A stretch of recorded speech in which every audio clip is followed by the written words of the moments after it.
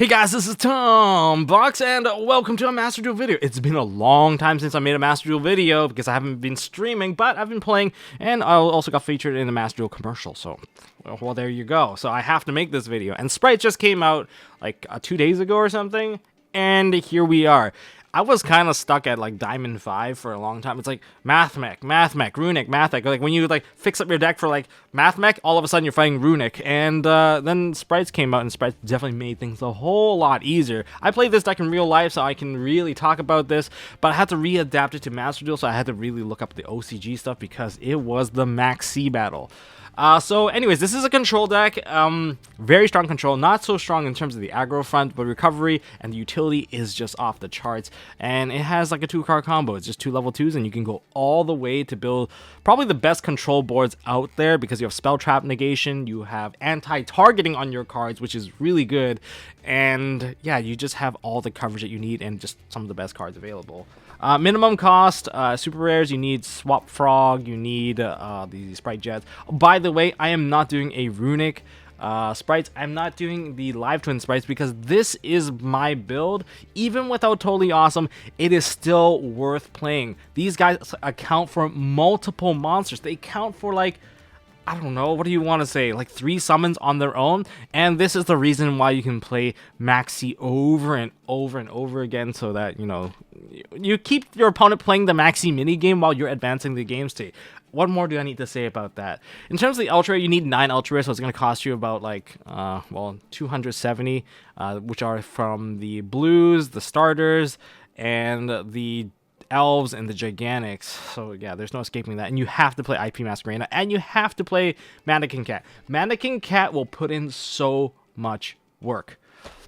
But let's get into some of the optional cards. You can play Gamma Burst if you want the additional damage. Same with, I guess, the Phoenix. You don't need to play the Crusadia Avermax. My extra deck was only at 14 when I played, so yeah, go figure, right? When I was climbing, I forgot to put in a card. It didn't really matter.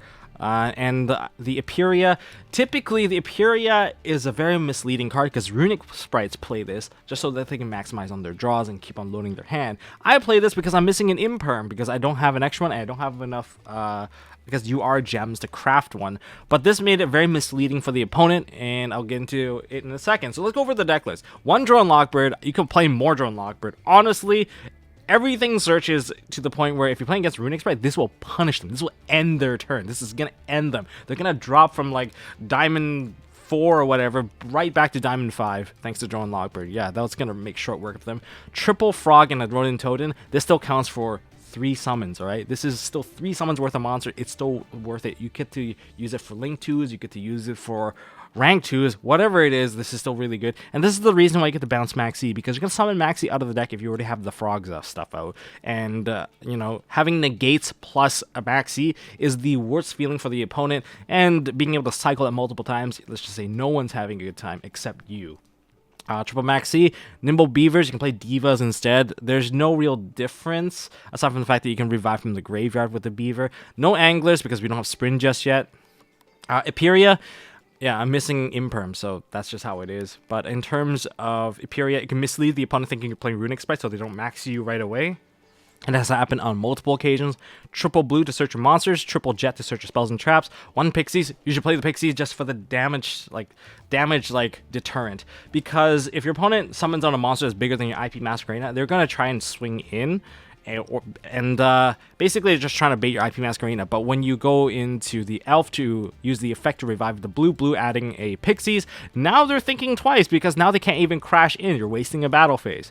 Now, what about this weird part? I know this part looked pretty weird. Why play the triple, like the triple carrot and the double red? You can play double if you want. I do recommend playing at least double for the red and the carrot, because you don't have Totally Awesome. Because you don't have Totally Awesome, you need the negation power, and this is it to do it. And like Carrot is the shortest path to stopping the Runic Spright players, and you can stop them super hard. Even pure Runic, they hate dealing with Carrot because now they're always getting 1 card negated, and this card, even if the card's face up, you get to negate it, so they're not drawing cards. This is always forcing them to bait them into negating your stuff. But when you put this card under the Elf, that's when they hate it the most. They're like, I can't negate it, I can't pop it, and therefore their spells aren't always going through, which is why I loaded up on this. And having this, like, I was struggling a little bit when I only played 1 and 1, and that is wrong, because you don't have Totally Awesome. You need the negate, and you're also only playing a best of 1. So seeing these cards will help, and ending on these cards will win you the game, and that's the whole point of why I chose to play such a large ratio. The extra one is because of the runic Spright guys are just all over the place, and this just made that last little climb super easy. Yeah, surprise, surprise. I was like theory crafting like whether or not it is worth it, but in a best of 1, when you see it, you see it. 1 ogre, mediocre at best. I don't think it's really that worth it, but I played it just so that I could have an additional like disruption on the runic spells. And in the simplified game state, this can be used to take out the gigantic Spright. Triple Ash Blossom, because you have to play the maxi, you know, the maxi minigame as MBT calls it. And you can force them to play it again. 1 Feather Duster, 1 Pot of Prosperity. We have 1 Cosmic Cyclone, more for the runic guys. Call by the Grave, Crossout Designator, 1 Forbidden Droplet. If I had Dark Ruler, I would play it, but I don't have Dark Ruler, so I'm playing Droplet. Droplet is still really good because it's non-targeting and its full-on negation is really good. Double starter, Smashers, you should play 1 or 2 because there's just back row decks. They do exist, and they are a lot of floodgates. Luckily, this deck is good enough to deal with floodgates. We can quickly crack into Zeus if you need to. And then 2 Imperm, you can play a third. Extra deck wise, Sky Cavalry just to get into Zeus, Cat Shark to also get into Zeus, but also this is your attack damage doubler, so if you have this plus a gigantic Spright, that can put it to 64. Mannequin Cat, this is the best monster you have. If they max C, okay, if they max C, or you just need to put an additional monster up, this can help you gain additional resources and summon more stuff out of your deck, especially in mirror match scenarios. But if you played the Maxi minigame and you ashed it, you can revive their Maxi, and then once you revive their Maxi, you search your own Maxi, and that's another way of adding Maxi, right? But you summon out the Maxi, and then you swap Frog to bounce it back to your hand, so that's how you would do it. And that's how you would do it the regular way too. I got replays, so I'm going to show you guys the replays as well. Looking into Obinimaru, just removal, Gigantic Spright, part of the combo, Downward and Zeus, a Zeus package. We have Nightmare Phoenix, just to clear more floodgates. I didn't realize how necessary it was. We have IP Masquerena, 2 Elves, a Unicorn for the IP, and also Crusader Avermax. This card was kind of useless. Underworld Goddess, much more useful, just to clear stuff. But that would be the deck list. Let's take a look at some of the games.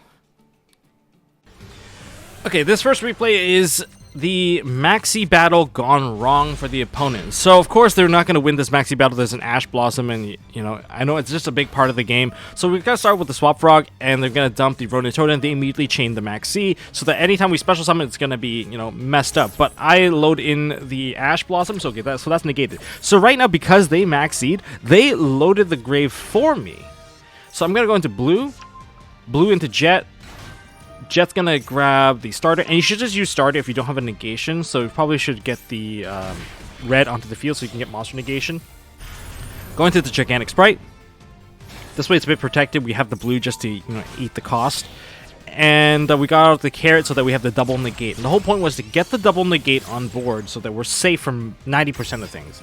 So now that we got into Elf, Elf gets a Swap Frog back. We're going to leave that Swap Frog. We're going to dump the other Swap Frog into the grave to revive the Ronin Totem, and we're going to use Ronin Totem plus the red just so that we can make the Mannequin Cat. So this is the way that you can do it.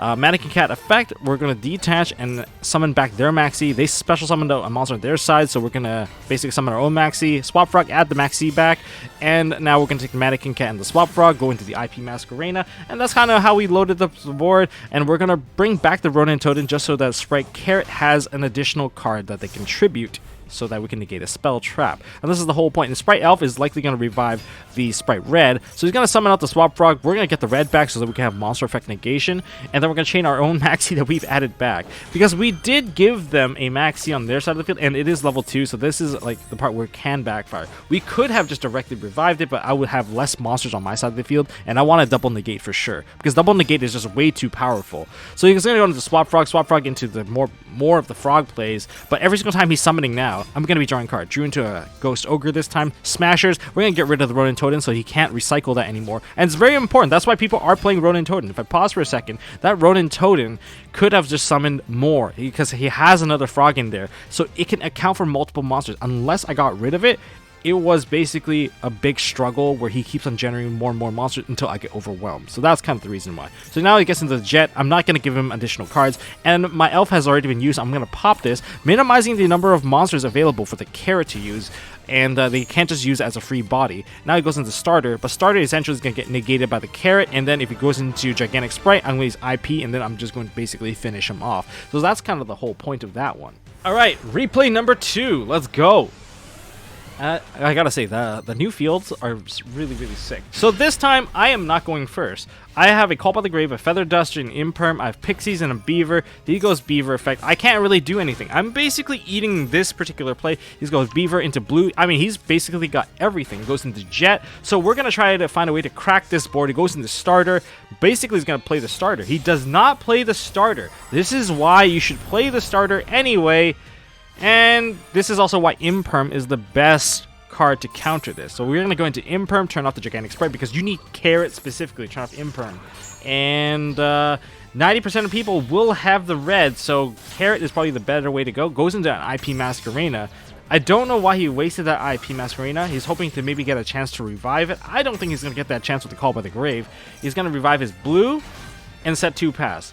I'm anticipating maybe there's a Smashers in the deck, maybe the second starter, double Call by the Grave, an awkward hand. We're going to start with a Feather Duster. So yeah, he did have the second starter available, so he is going to waste one of my cards. He's going to go into Elf. Elf's going to target the, I believe he's targeting the Jet. I didn't use it because I want to summon out Jet. I want to get my search too. So I really want to just push forward with this. But Jet's going to give him the starter search, okay? And then I'm going to summon a Beaver. No effect, because if I activated my effect, if he gets rid of the Elf, I would have no special summon. And I couldn't even use the Jet. But this time I went to Mannequin Cat. Mannequin Cat goes to battle. Mannequin Cat can run over that Sprite Red. Now I can activate my effects. I'm going to use the effect of Mannequin Cat. I'm going to revive the Beaver. He's going to try to negate. I've held onto my Call by the Graves, which is why that was really, really crucial. I did not use it for anything else. I let them keep the Jet. I let them have those things, and then I can save it for later. This is going to let me get rid of the Effect Failure, which is why I still think Effect Failure is not very good. Like, especially in this one, even more so in this format. And then we're going to summon back the Beaver, but then we get to target the blue, but now we get to summon our Jet, and Jet gets our starter, and now we're starting off. But before we do anything, we're going to go into Mannequin Cat, we're going to go into Downer, and we're going to basically nuke the board first before we activate the starter. So then we get a full board wipe. He has to play with 2 cards trying to come back to my negation board, and therefore this caused the scoop. Man, Mannequin Cat is putting in so much work. And I got another replay for you guys here. This is an interesting one because this is going to highlight another key aspect of the deck. So starting off, my opponent is going first. Oh no, but they set one and pass, but this is not the end. He's going to basically put me through a gauntlet. Seems like we have everything in the making for a Maxi challenge here, and here we go. Maxi has been issued, activated, but we're going to counter and chain with an Ash Blossom Joyous Spring. They follow up with a face-down card, Crossout Designator, calling Ash Blossom Joyous Spring, now called by the Grave and activated to get rid of the Maxi. But that is not the end. They have part 6 to this entire saga. We have a Ghost Spell and Haunted Mansion. So this is the full story. I mean, every single part of the Maxi minigame is in here. This interaction is basically the gatekeeper of Yu-Gi-Oh! So they ended up winning on this interaction. Maxi has resolved, Jet has summoned out right after the fact, and my opponent's loading up. So based off of what he did, I decided to take my 2 Beavers, immediately go into a Gigantic Sprite, hoping that he doesn't draw into, say, an Imperm or Effect Veiler, just so that the Gigantic Sprite goes through. Once it goes through, now I don't have to worry about Nibiru. Since Nibiru is not a card I need to worry about, I decided to just play every single card possible. I have enough to extend through, get into the red, summon out the red. Now I don't have to worry about monster-based negation because I can just tribute off 1. And we go into a Spright Elf.